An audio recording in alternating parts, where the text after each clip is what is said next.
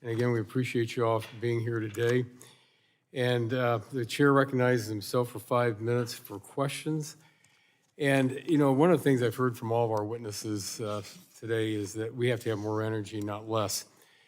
And PJM, of which you all know is one of our RTOs, in one of their latest reports that came out in January, just talks about what they're looking at and the needs and the projections. And, they're talking about in the summer peak, they're going to say we're going to go from about 70,000 megawatts to 220,000 megawatts in just the summers in less than 15 years. And, the things that they talk about then is how we're going to get there, and what the problems are is that our demand is growing faster and at a faster pace than ever before. And it's what we've all heard, the proliferation of our data centers, electrification of buildings and vehicles and manufacturing. And in other areas, the problem is that new replacement resources with the needed reliability for the attributes aren't being fast enough to get us there. And one of the things, if I can start, Mr. Cowan, with you, you mentioned, again, what we heard from all of our witnesses, the need for more energy. And that requirement for more energy, especially when we look at our data centers that are growing across our country. And you talk about SMRs. How do you see the SMRs, and how can that really help with this, exponential growth that we're having out there in the need for power? Yes, thank you for the question, Mr. Chairman. I'd like to recognize the ADVANCE Act, which you all passed, was an important first step toward renewing our nuclear power. The SMRs are a modular plug and play. They may not be quite as small as some people think, but the idea is to duplicate, to replicate a particular power plant that has already been licensed again. One of the things that we have suffered throughout with nuclear industry is that no two reactors are designed the same. It takes a long time to permit them.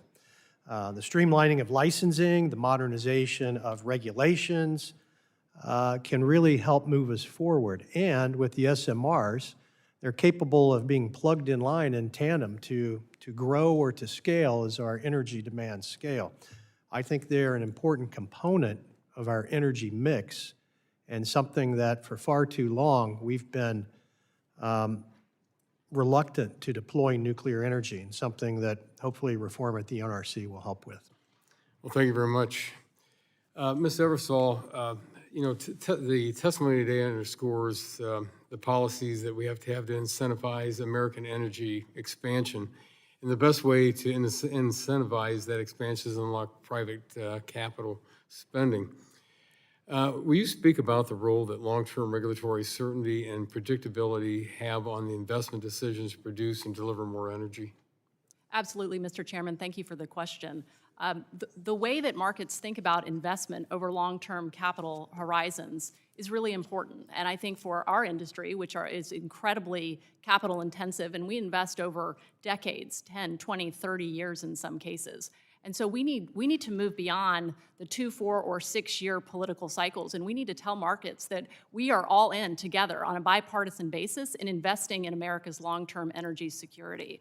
And I think what I would add there is that it is extraordinarily important not just to signal for the markets, but to producers that we are willing to make it here in America, because not only does it help us from an economic perspective, it also helps us from a geopolitical perspective.